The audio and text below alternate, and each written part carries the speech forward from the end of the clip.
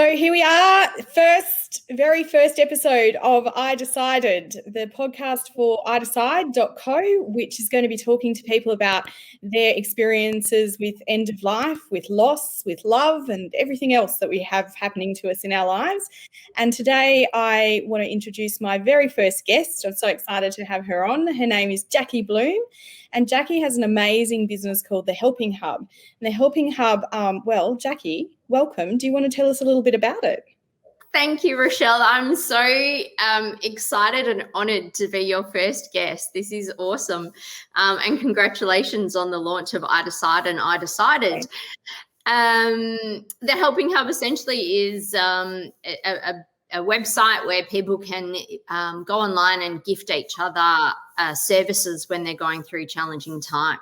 So rather than gifting someone flowers or chocolates, you can gift things like washing services and cleaning services and meal delivery and anything that's useful and purposeful. I absolutely love it. I love that idea. And that's why we reached out in the first instance when I learned about your business. I was just like, yes, this is exactly what was needed. And when my husband passed away a number of years ago, that was, it's very nice to get lots of lasagnas, but then my fridge blew up. So yeah, I love that. My fridge. What do you? I like how you say my fridge blew up with kindness, or my fridge exploded with kindness. And I was like, oh Lord, now I've got to get a new fridge. But it was only kindness that made that happen.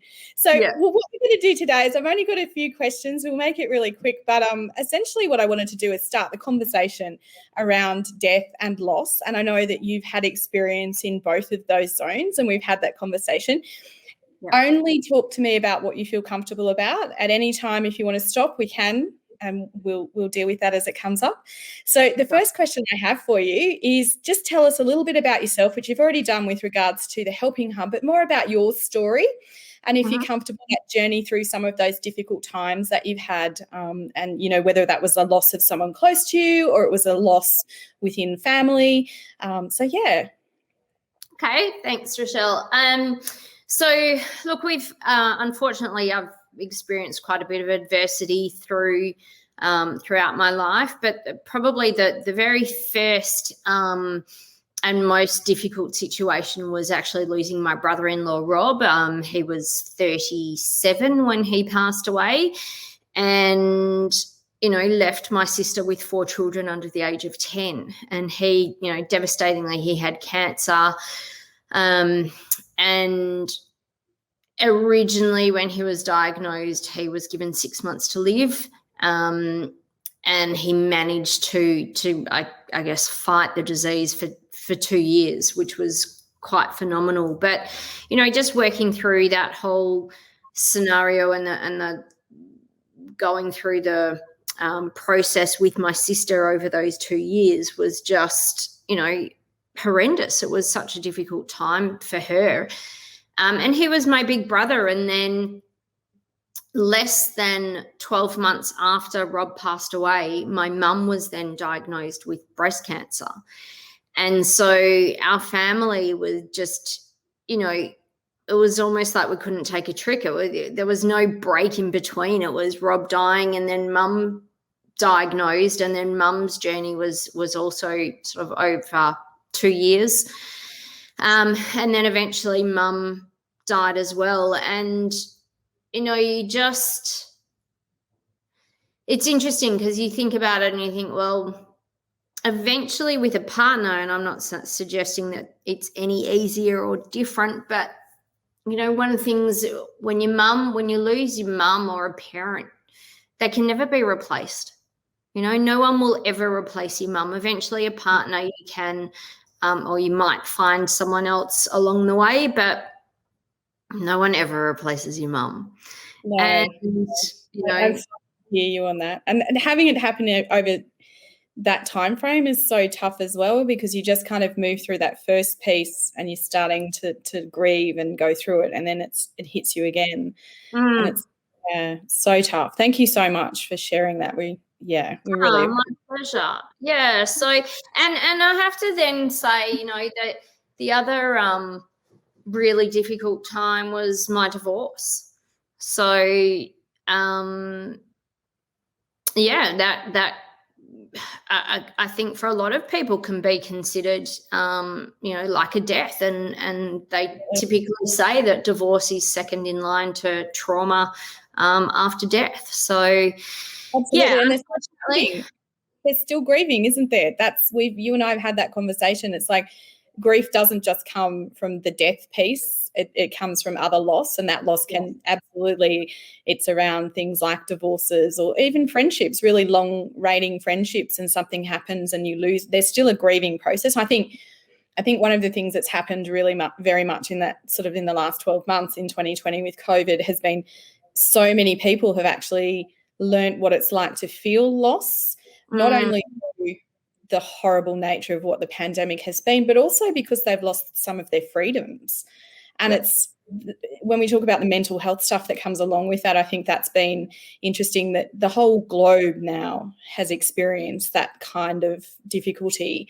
And I think hopefully it's going to change us moving forward. We can only hope. I certainly hope so. And I mean, I guess it's something that we've all experienced together as well, which kind of unites.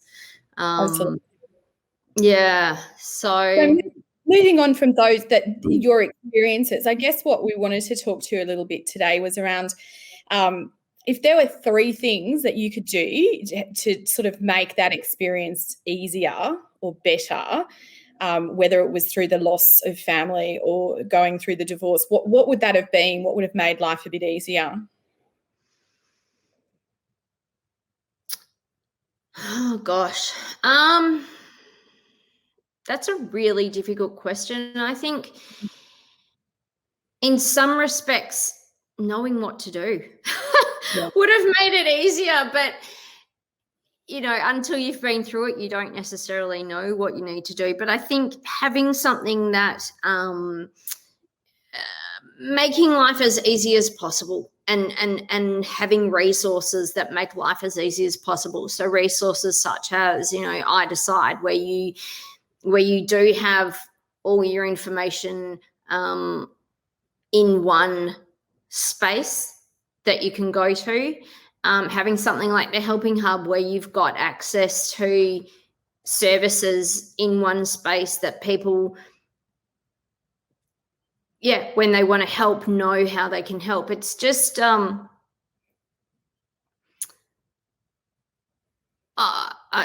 it's really hard to know. But the 3 things that I really needed that would have made a difference is washing and cleaning and meals. Yeah. And look, that's what you just said there. It's exactly the same experience that I had I had 10 years of loss, as you know. So mum, then my gran, then my husband, and all to cancer. But for me, that's exactly the reason that I started developing iDecide as well, because I wanted to make it easier because there was no roadmap. There's literally no roadmap and no one wants to talk about it. And that's why I thought, you know what? Stop complaining that there's no one talking about it. Start actually talking about it. And that's kind of why let's jump in and do this iDecided podcast for that reason.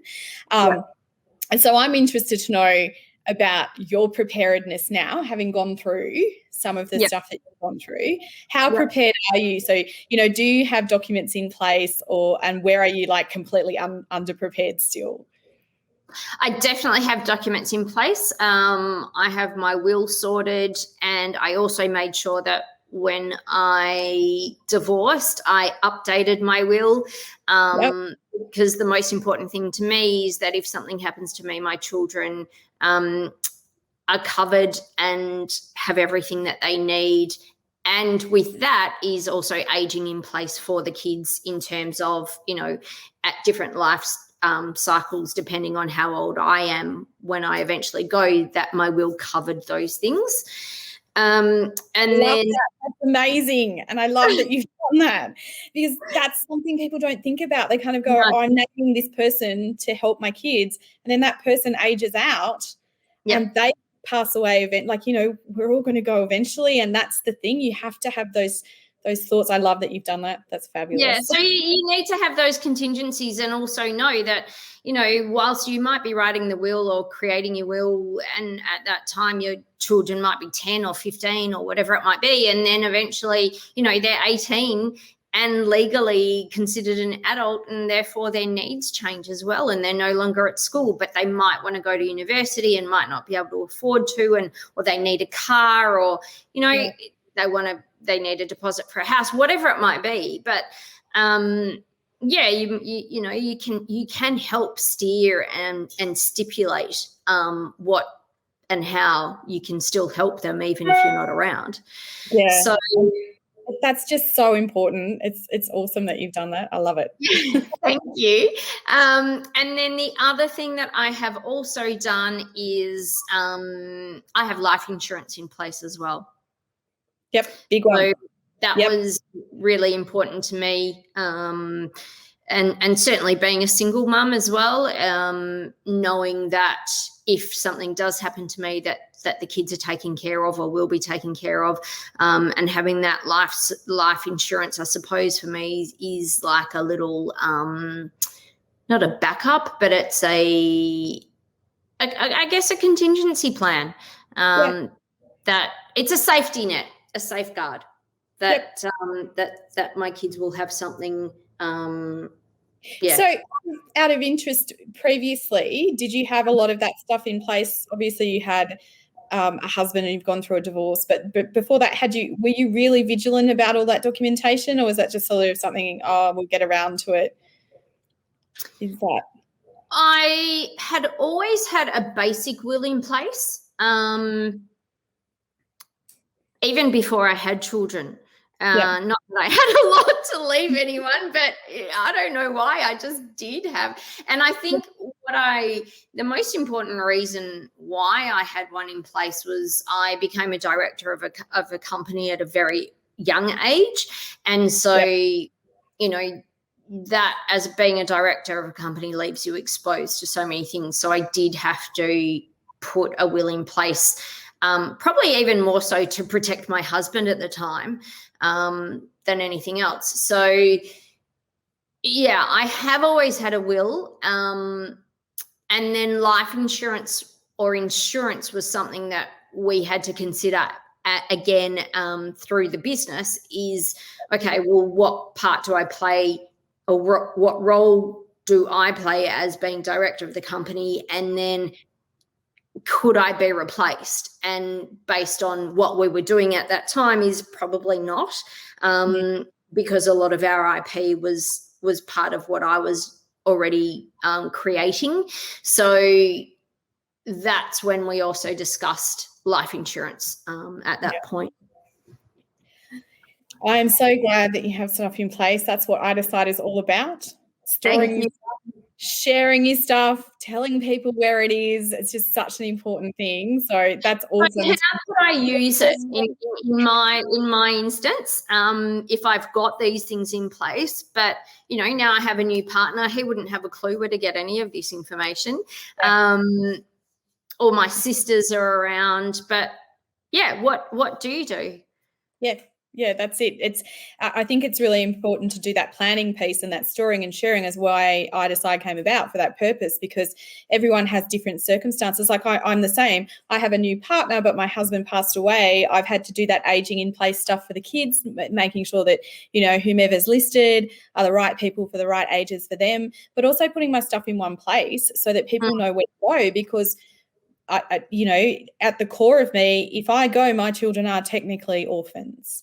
So at the end of the day, you want to make sure that they're safe. Exactly. And so that's what I hope to do with iDecided. What we're going to do now, though, is to have a bit of fun, because death is death. Loss is loss. We know it's a bit sad. It is. But there's also a bit of tongue-in-cheek and a bit of, I have a dark sense of humour. I think we both discussed that we had a bit of a dark sense of humour, because it's kind of what gets you through some of the really crappy times. Right. And it's one part of the life cycle. There are only two parts of the life cycle that are given. One is birth and one is death. That's exactly right. Like, I literally say that in iDecided. I'm like, it's going to happen to 100% of us. Hate to burst your bubble, people. But it's a given. Let's plan it. So my next question for you is, if you knew that your life was coming to an end in a week, and money was no object, what are the two bucket list items that you'd want to check off? Oh, a week's not long enough because I have a whole lot of travel on the bucket list that I would love to do. Yeah. You know, gosh, you kind of, this is good. You're going to laugh at this one. You almost want to say, I don't know, I'd go to a sex party or something, like just. I love it. That's awesome. There's something completely about it. Yeah. Forget about that again. Forget about the taboo. Just go, and I would just probably do. It depends on how I was feeling though. Like if I was feeling like shit, yeah, I probably wouldn't want to go. But if I knew I was just going to drop in a week, then and still felt great, then yeah, I think I'd just do things that are careless. You know, I would no longer care about anything in the world other than, you know, I'd go and jump out of a plane and just be reckless. Isn't that hilarious though, that like, you know, obviously we live our lives in a particular way with our own risk kind of environment around us, and then something, if that happened to us, we're like, oh no, we just throw it all to the wind and have a go. I think that's fantastic. So another cheeky question for you. Do you have any interesting bits and bobs hanging around the house that you wouldn't want some people to see after your death? And if you do, who are you going to ask to dispose of it? You could put in iDecided as like, hi, there's something in the top left drawer in the bathroom that you might want to get rid of. Don't let the children see it. Is there something? No, you know what? I think I'm the kind of person.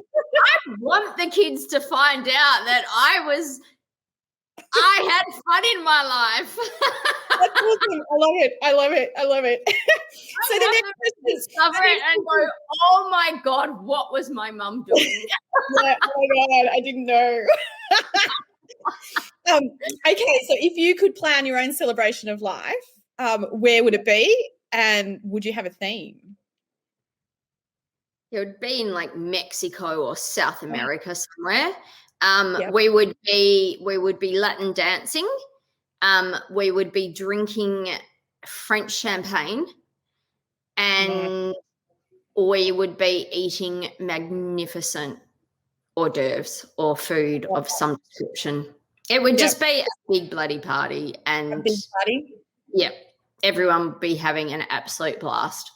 Yeah. I have another question for you. What would you want to leave? Would you want to leave behind a message for your loved ones? And what would that look like? Would you do it in a letter or a video? Would it be a recorded message? Because one of the things I'm trying on iDecide is you can actually leave a letter and you can leave videos and, you know, it's kind of special photos and that kind of stuff within the platform as well. So would you do that? And like, you know, I saw a really funny, we've got a channel partner who's coming on board with us called Will Pro, and she does the best posts about writing your wills, right? And she put something up the other day. It was like someone wrote, "Dear daughter, I'm leaving you £1, and this equates to the amount of love that you gave to me during my Oh my God. Oh God. So, you know, you could use the letter for that, or you could use the letter for dear family, I love you dearly. So would you do something like that? Yeah, I absolutely would. And in fact, interesting that you say that, because one of the things my sister had to do, not my sister who was married to Rob, but my other sister, as a way of helping Em and Rob, was she went and bought a number of different cards, one for each of his children, one for his parents, one for Em, and one for my parents. And she helped him write these cards, and it got to a point he couldn't do them consecutively. It took a lot of energy out of him to do them, but there were a couple that he managed to eventually, you know, even just sign. And but he had originally set about to set up a video. We had set up a video camera in the bedroom, but he couldn't bring himself to do it, which was devastating. But look, that we've framed those cards now with photos as well, and so each of the kids have the card and a photo of him with them in the frame, which is beautiful. But I would absolutely do it. Yeah, and I guess you know, it would be nice to say yes, I'd leave a video recording. but who knows, until you get to that point, if I'm not well or how energetic I'm feeling, I don't know if I'd be able to carry it out. I think it's about that frame of mind, isn't it? You kind of, it's almost something that you might do before you were unwell, I think. But and life changes so much. So but it's really lovely to have something like those letters. I think to have the option to do any of those, just to know how much those cards meant to the kids. I would 100%, if I had the opportunity, I would do that. So my final question, well, I have one kind of thing after this, but my final question is a bit of fun. What would your Spotify playlist be for your funeral? Because I'm a total geek, right? So I'm like, wake me up before you go. Forget about me, any of that kind of tongue in cheek, because people would just go, oh my God, that's hilarious. And that's look, what is it? Give me at least one song. The sentimental, mushy part of me would go put Barbara Streisand on or Celine Dion. Like, let's go. But the other part of me would be the same as you, Rechelle, and I'd be like, let's just have an 80s dance party. So I'm kind of torn. Maybe I'd start with a sad one just to get them mushy and actually have a little cry, hoping that and assuming that they might miss me. And then I can go, okay, and now you can celebrate and enjoy.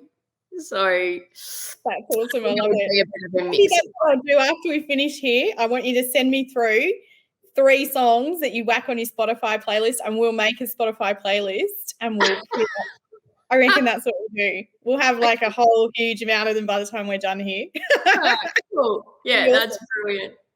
So the final thing I wanted to do is I have this awesome game, and this is called the Death Deck. It's really, I don't know if you can see it. Move it. Yeah, that way. Perfect. Oh, cool. It's amazing because it's all about some women overseas. I think in the UK actually made it, possibly, or in the States. I can't remember. I think there's 2 lots of them. Anyway, it's all about starting a conversation, but it's a bit tongue-in-cheek as well. So I'm going to ask you, there's some cards. I'm just going to pull one out. Yeah. Okay, here we go. Here's a good one. After I kick the bucket, announce my death on social media. A, pretty quickly, I'd like everyone to know ASAP.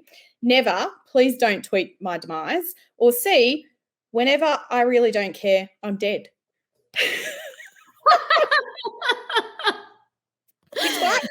My natural instinct is to say C because, whatever, I'm gone. Yeah. But the helpful side of me and I would say A because I'd go, it's actually about other people. It's not about me anymore because I am dead. So therefore it would, people get upset if they don't know. So the sooner they can find out, the better they feel knowing. Yep. I just love this game. I think it's fantastic. It's brilliant. I want to keep developing something else for iDecided along those lines. I just think that having this conversation with you today has been fantastic, and I really appreciate it. I thank you for your generosity and for sharing some of those more difficult moments. But I think that's the thing, we all feel that taboo when we, I don't want to upset people, or I don't want people to feel sorry for me by talking about it. But I think if we open up and talk about it, it's just going to make that another stage of life, like you've said. There's so many different stages in our lives. Why aren't we actually talking about that end stage and making the plans? And once you've planned, go off and do everything and have the fun and have a great life. But at least you know that you've done what you need for your loved ones. So thank you so much for being with us today. We really appreciate it. My absolute pleasure, Rechelle, and honoured to have been on, and love what you're doing with iDecided and think it's so well needed. So thank you. Well done. As a last piece, I want you to tell us about the Helping Hub. Where can people find you? thehelpinghub.com. Very easy. Okay. Yep. Perfect. They can go, and that's for gifts for people going through all sorts of difficult situations, but a little bit more useful than the standard kind of sending a sympathy card piece. Exactly. Yeah. Yeah. Thanks so much, Jackie. My absolute pleasure. Thanks, Rechelle. Have a great day. You too.